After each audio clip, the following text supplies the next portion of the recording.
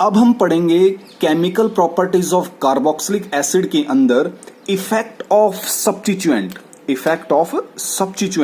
On the acidic strength of carboxylic acid. तो हमने पिछली वीडियो के अंदर पढ़ा था कि हमारे पास जो कार्बोक्सिलिक एसिड है उसका हमने रेजोनेंस स्ट्रक्चर बना के देखा था। अगर हम इस रेजोनेंस स्ट्रक्चर का अगर हाइब्रिड स्ट्रक्चर यानी कि इक्विवेलेंट स्ट्रक्चर जो फाइनल स्ट्रक्चर होता है उसको मैं ऐसे भी बना सकता हूं ना, आप इसको थोड़ा गौर से देखें। इन दोनों स्ट्रक्चर को मैं इक्विवेलेंट करके बिल्कुल ऐसे बना सकता हूं, RCO ऑक्सीजन इधर, इधर दूसरा ऑक्सीजन। अब आपने देखा डबल बॉन्ड इस ऑक्सीजन पे आ रहा है और डबल बॉन्ड इस ऑक्सीजन पे, यानी कि सिंगल बॉन्ड यहाँ पे है, सिंगल बॉन्ड यहाँ पे।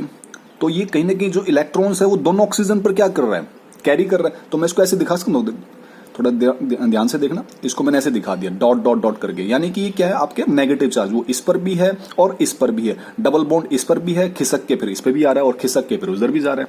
तो ऐसा मैं इसका स्ट्रक्चर बना सकता हूं दोनों रेजोनेंस स्ट्रक्चर से।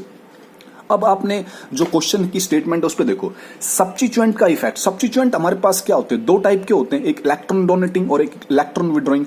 तो मान लो अगर मैं इस R ग्रुप पर इलेक्ट्रॉन विड्रॉइंग ग्रुप लगाता हूं, तो इलेक्ट्रॉन विड्रॉइंग ग्रुप क्या करेगा, ये यहां से इलेक्ट्रॉन को खींचेगा।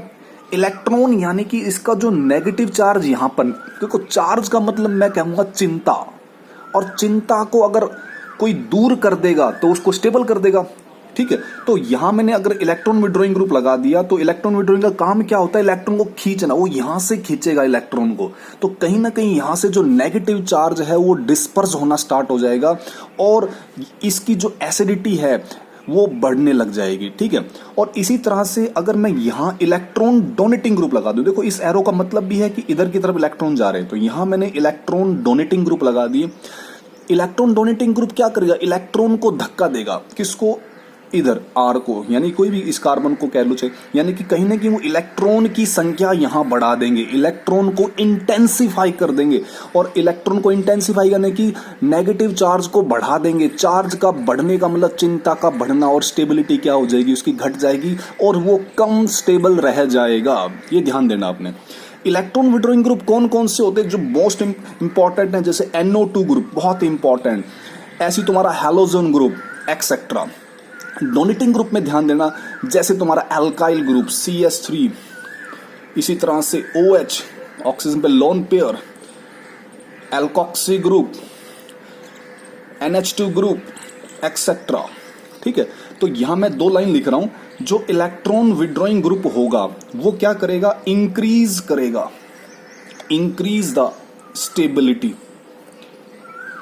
स्टेबिलिटी को बढ़ाएगा। कौन, ये वाला group, increase the stability of, किसकी स्टेबिलिटी, ये क्या है आपके पास, carboxylate ion. Increase the stability of carboxylate ion by, कैसे, बाई डिस्पर्सिंग कह लो या डीलोकलाइजिंग कह लो, डिस्पर्सिंग या dispersing the negative charge, negative charge को हटा के। Therefore, increase the acidity of carboxylic acid। Clear. और जो इलेक्ट्रॉन डोनेटिंग ग्रुप होगा वो उल्टा करेगा इसका, वो क्या करेगा, इंक्रीज की जगह तो डिक्रीज कर देगा, किसको, स्टेबिलिटी को, डिक्रीज द स्टेबिलिटी ऑफ किसकी, कार्बोक्सिलेट आयन की, बिल्कुल एज इट इज। अब बाई, कैसे, इंटेंसिफाई, इंटेंसिफाई यानी कि बढ़ाना, intensify the negative charge. Therefore यहां पे इंक्रीज की जगह क्या आ जाएगा, decrease, decrease the acidity of carboxylic acid. ये दो कंसेप्ट आपको ध्यान रखने हैं। क्लियर। तो एक क्वेश्चन इसके ऊपर करते हैं। हमारे पास क्वेश्चन है, एक है chloro acetic acid. Chloro acetic acid क्या होता है, देखो R की जगह मैंने यहां पे लिख दिया CH2 COOH, और यहां पे मैंने लिख दिया क्लोरीन ग्रुप, एक क्लोरीन एटम लिख दिया Cl। तो इसको बोलूंगा मैं क्लोरो एसिटिक एसिड। जबकि एसिटिक एसिड क्या होता है, सभी को पता है acetic acid, this is CH3 COOH। अब इन दोनों में देखो, यहां पे Cl है और Cl आपने अभी देखा कि इलेक्ट्रॉन विड्रॉइंग है। इलेक्ट्रॉन विड्रॉइंग क्या करता है? इंक्रीज करता है किसको? एसिडिक कैरेक्टर को। तो ये क्या करेगा? यहां से इलेक्ट्रॉन खींचेगा। तो ये कहां से खींचेगा? इस कार्बोनाइल ग्रुप से। तो ये कहां से खींचेगा? ऑक्सीजन से। ऑक्सीजन किससे खींचेगा? हाइड्रोजन से। और हाइड्रोजन को यहां से बाहर निकाल देगा बहुत ही जल्दी। जबकि यहां देखें तो यहां पर ये वाला ग्रुप कैसा है? Electron donating group. तो ये तो इंक्रीज करेगा, ये इलेक्ट्रॉन को पुश करेगा। प्लस आई इफेक्ट, ध्यान रखना, प्लस आई इफेक्ट लगेगा। आगे इलेक्ट्रॉन को पुश करेगा ऑक्सीजन तक। तो ऑक्सीजन को जरूरत नहीं पड़ेगी यहां से हाइड्रोजन से इलेक्ट्रॉन लेने की, और वो हाइड्रोजन को अपने साथ ही रखेगा। इसका मतलब वो हाइड्रोजन को यहां से नहीं निकालेगा जल्दी। तो कौन जल्दी निकाल रहा है? Chloro acetic acid. तो जो जल्दी निकालेगा H प्लस को, प्रोटॉन को, वो ज्यादा एसिडिक कहलाएगा। तो इसीलिए क्लोरो एसिटिक एसिड क्या है? ज्यादा एसिडिक है। मेन रीजन यहां पे Cl ग्रुप, और Cl ग्रुप कैसा है? Electron withdrawing group. क्लियर? एक और यहां पे अपने नोट पर ध्यान देना है। नोट इस तरह से है, एसिडिक कैरेक्टर बढ़ेगा किसके बढ़ने से? Increasing number of halogen atom. जैसे जैसे हैलोजन एटम बढ़ेंगे, क्योंकि हैलोजन एटम कैसे होते हैं? Electron withdrawing group. जैसे आप तीन यहां पे देख रहे हो, इन तीनों में से आपने बताना कौन ज्यादा एसिडिक है, या फिर इनको अरेंज करो इंक्रीजिंग ऑर्डर में या डिक्रीजिंग ऑर्डर में उनके एसिडिक कैरेक्टर के टर्म्स में। यहां देखो, यहां पर एक Cl लगा हुआ है, ठीक है। तो एक जगह से इलेक्ट्रॉन को खींचेगा ही, यानी कि माइनस आई इफेक्ट कह लो, क्योंकि इलेक्ट्रॉन विड्रॉइंग ग्रुप है। यहां पे दो दो Cl है, तो दो जगह से माइनस आई इफेक्ट लगेगा। यहां से तीन तीन जगह से Cl लगे हुए, तीन तीन जगह पर Cl लगे हुए, तो तीन जगह से इलेक्ट्रॉन को खींचेगा। यानी कि तीन जगह से ये इलेक्ट्रॉन को, यानी कि नेगेटिव चार्ज को डिस्पर्स करेगा। तो सबसे ज्यादा एसिडिक ये होगा, सबसे ज्यादा एसिडिक ये होगा, उससे कम ये, और उससे कम ये वाला। ये ज्यादा एसिडिक क्यों है? क्योंकि यहां पर मोर number of electron withdrawing groups है, या ये कह लो कि यहां पे ज्यादा जो है डिस्पर्सिंग होगा नेगेटिव चार्ज का। उसके बाद हमारे पास एक और नोट है जिसको आपने ध्यान से देखना है। नोट में ये है कि एसिडिक कैरेक्टर डिक्रीज होगा कब? अगर एल्काइल ग्रुप का जो साइज है अगर वो इंक्रीज हो जाए, increasing the size of alkyl group. Alkyl group क्या होता है? जो कार्बोक्सिलिक ग्रुप के जो साइड में जो कार्बन की संख्या है, चाहे वो एक कार्बन हो चाहे दो कार्बन हो, उनको हम एल्काइल ग्रुप बोलते हैं। जैसे यहां पे ये एल्काइल ग्रुप है, यहां पे ये एल्काइल ग्रुप है, और यहां पे देखो फॉर्मिक एसिड के इसमें हाइड्रोजन होता है। इसको हम, हालांकि हम इसको कार्बन की संख्या तो नहीं बोलेंगे, तो यहां पे फॉर्मिक एसिड में आपने ध्यान देना कि यहां पे H है, ठीक है। तो देखो आपको पता है H से बड़ा साइज CH3 का है, CH3 से बड़ा साइज किसका है? CH3 CH2 का। तो जितना बड़ा साइज होगा एल्काइल ग्रुप का, उतना ही एसिडिक कैरेक्टर क्या होगा? डिक्रीज होगा। अब रीजन क्या है? देखो रीजन इसका ये है कि ये बड़ा साइज का, तो यहां पे प्लस आई इफेक्ट ज्यादा होगा, या भी प्लस आई इफेक्ट कम होगा, यानी कि ये इलेक्ट्रॉन को पुश करेंगे। और वही पिछली, अभी थोड़ी देर पहले आपने पढ़ा था कि जो कार्बोक्सिलेट आयन होता है उसमें जो नेगेटिव चार्ज है उसको वो इंटेंसिफाई करेंगे जितना प्लस आई इफेक्ट ज्यादा होगा, ठीक है। तो इसका मतलब इन तीनों में से सबसे ज्यादा एसिडिक कौन सा है? Formic acid. उससे कम है एसिटिक एसिड। क्लियर? ये ध्यान देना है।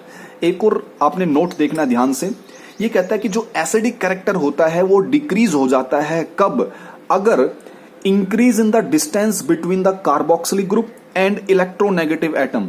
यानी कि जो इलेक्ट्रोनेगेटिव एटम है, जैसे ये Cl, यहाँ पे ये इलेक्ट्रोनेगेटिव एटम है, और ये हमारे पास क्या है? कार्बोक्सिलिक ग्रुप है। This one is carboxylic group, this one is carboxylic group, this one is carboxylic group. तो इन कार्बोक्सिलिक ग्रुप और इलेक्ट्रोनेगेटिव एटम, यहाँ पे इलेक्ट्रोनेगेटिव एटम यहाँ पे है, इनके बीच में जितनी दूरी बढ़ेगी, जितनी दूरी क्या होगी? इंक्रीज होगी, उतना ही उनका एसिडिक कैरेक्टर कम होगा। क्यों होगा? क्योंकि आपको पता है कि जो Cl है वो इलेक्ट्रॉन विड्रॉइंग ग्रुप शो करता है, यानी कि माइनस आई इफेक्ट शो करता है। क्लियर? और तो माइनस आई इफेक्ट क्या होगा? डिस्टेंस बढ़ने से क्या हो जाएगा? कमजोर पड़ जाएगा। तो इसलिए इन तीनों में अगर माइनस आई इफेक्ट देखूं तो सबसे पावरफुल यहां पे है, क्योंकि यहां पे जस्ट सेकंड कार्बन के बाद ही है। यहां पे 1 2 तीसरे कार्बन के बाद है, यहां पे 1 2 3 चौथे कार्बन के बाद है। देखो इनके H आप लगा लेना, इन हाइड्रोजन पे जो H होंगे वो आपने लगा लेना, कि वैलेंसी पूरी कर लेना हाइड्रोजन लगा के, ठीक है। तो हमने दूरी देखनी है इलेक्ट्रोनेगेटिव एटम और कार्बोक्सिलिक ग्रुप के बीच में। तो दूरी सबसे ज्यादा कहां पे है? यहां पर। जितनी ज्यादा दूरी उतना ही कम एसिडिक। तो ये क्या होगा? कम एसिडिक। तो इससे ज्यादा एसिडिक ये वाला, इससे ज्यादा एसिडिक ये वाला होगा। अगले नोट पे आपने देखना है कि आपके पास अगर कहीं पर अनसब्स्टिट्यूटेड एरोमेटिक कार्बोक्सिलिक एसिड हो और एक आपके पास हो अनसब्स्टिट्यूटेड एलिफेटिक कार्बोक्सिलिक एसिड, जैसे कि इसका एग्जांपल देखें तो ये C6H5COOH है। इस C6H5 को मैं ऐसे भी लिख सकता हूं इस टाइप से, और COOH, ठीक है। तो ये आपके पास क्या है, अनसब्स्टिट्यूटेड एरोमेटिक कार्बोक्सिलिक एसिड है, यानी कि यहां पे और कोई सब्स्टिट्यूशन नहीं हो रही है। यहां पर भी एलिफेटिक, ये एलिफेटिक है, ये कार्बोक्सिलिक एसिड है और इस पे कोई सब्स्टिट्यूशन नहीं हो रहा है। तो ऐसे केस में ये वाला आपके पास यानी कि एरोमेटिक कार्बोक्सिलिक एसिड जो कि अनसब्स्टिट्यूटेड है, ये ज्यादा एसिडिक है इस वाले से। तो इसका रीजन आपको देना है। तो इसका रीजन क्या है कि जो आपके पास C6H5 है यानी कि फिनाइल ग्रुप, यहां पे ये फिनाइल ग्रुप लगा हुआ है। फिनाइल ग्रुप क्या करता है कि ये एक इलेक्ट्रॉन विड्रॉइंग का भी काम करता है, इलेक्ट्रॉन विड्रॉइंग का काम करता है, जबकि यहां पर जो है आपके पास वो एल्काइल ग्रुप है। तो एल्काइल ग्रुप तो डोनेटिंग का काम करता है, इलेक्ट्रॉन डोनेटिंग। तो जो विड्रॉइंग का काम करेगा, खींचेगा, तो सीधी सी बात है वो कार्बोक्सिलेट आयन के नेगेटिव चार्ज को ज्यादा से ज्यादा हटाएगा, डिस्पर्स करेगा, उसको स्टेबल बनाएगा। तो इसीलिए ये ज्यादा क्या होगा, एसिडिक होगा।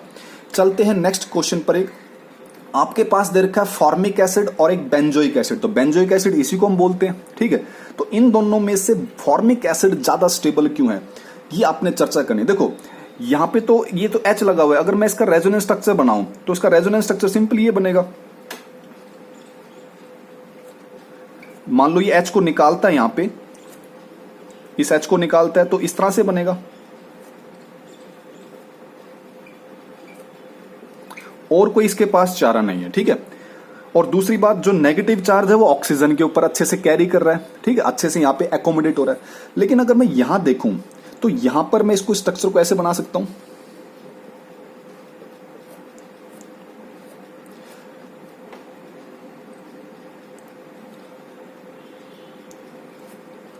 इस तरह से बना सकता हूं। अब यहां देखना ध्यान से, इस बेंजोइक एसिड के अंदर जो ये बेंजीन रिंग है वो अटैच्ड है डायरेक्टली किससे, कार्बोनाइल ग्रुप से। इस कार्बोनाइल ग्रुप से डायरेक्टली अटैच्ड है। तो यहां पर एक एडिशनल रेजोनेंस आ जाता है। यहां पे क्या आ जाता है, एडिशनल रेजोनेंस। अब ये दिखाएंगे इसको, एडिशनल रेजोनेंस आ जाता है किसके बीच में, इस कार्बोनाइल ग्रुप के बीच में और बेंजीन रिंग के बीच में। कैसे, देखो यहां से ये पाई बॉन्ड शिफ्ट होगा इधर, तो यहां से इसका पाई बॉन्ड ऑक्सीजन पर चला जाएगा। तो ये किस तरह से दिखाई देगा आपको, ये कुछ ऐसे दिखाई देगा।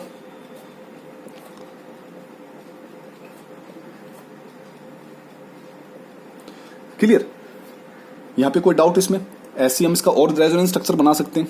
तो इस रेजोनेंस के आने से क्या हुआ कि इसने इस कार्बोक्सिलेट आयन का, जो ये कार्बोक्सिलेट आयन यहां से बनेगा H को निकालने के बाद, उसके रेजोनेंस को इसने, इस रेजोनेंस ने, इस एडिशनल रेजोनेंस ने जो कि इस बेंजीन रिंग के द्वारा हो रहा है, वो क्या कर रहा है, डिस्टर्ब कर रहा है, ठीक है। ये एडिशनल रेजोनेंस जो हमने एडिशनल रेजोनेंस दिखाया है, वो इस कार्बोक्सिलेट आयन के बीच में होने वाले रेजोनेंस को क्या कर रहा है, वो डिस्टर्ब कर रहा है। ये ध्यान देना आपने, ठीक है। तो जो नेगेटिव चार्ज है कार्बोक्सिलेट ग्रुप के अंदर, कार्बोक्सिलेट आयन के अंदर, जो फॉर्मिक एसिड में आप देख रहे हो, वो अच्छे से एकोमोडेट है, मतलब एक अच्छे तरीके से एकोमोडेट है, बजाय यहां पे जो नेगेटिव चार्ज हो रहा है, ठीक है। क्लियर, तो ज्यादा स्टेबल कौन सा है, ये वाला, इसके बजाय, क्योंकि यहां पे तो डिस्टर्बेंस हो गया ना। देखो यहां पे डिस्टर्बेंस हो गया, रेजोनेंस स्ट्रक्चर, जैसे रेजोनेंस स्ट्रक्चर यहां पे, वैसा रेजोनेंस स्ट्रक्चर यहां थोड़ा दिखाई दे रहा है। देखो अगर मान लो हम यहां पे H प्लस को निकाल भी देते हैं तो इस तरह से दिखाई दे रहा है, ऐसे दिखाई दे रहा है, ठीक है। तो यहां पे रेजोनेंस क्या है, ये डिस्टर्ब हो रहा है यहां पे, और यहां पे रेजोनेंस क्या है, अच्छा रेजोनेंस है, अच्छे से एकोमोडेट हो रहा है नेगेटिव चार्ज फॉर्मिक एसिड के अंदर। इसीलिए ये जो फॉर्मिक एसिड है ये ज्यादा स्टेबल है किससे, एसिडिक एसिड, इस बेंजोइक एसिड से।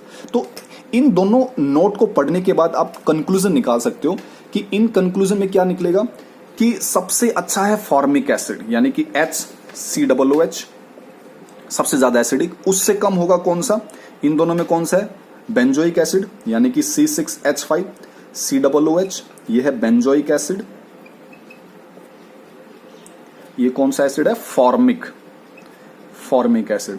और फिर बाद में कौन सा आ जाएगा, acetic acid, this one is acetic acid. तो क्वेश्चन आपसे पूछ सकता है कि इन तीनों में ज्यादा एसिडिक कौन है, तो आप रीजन दे सकते हो।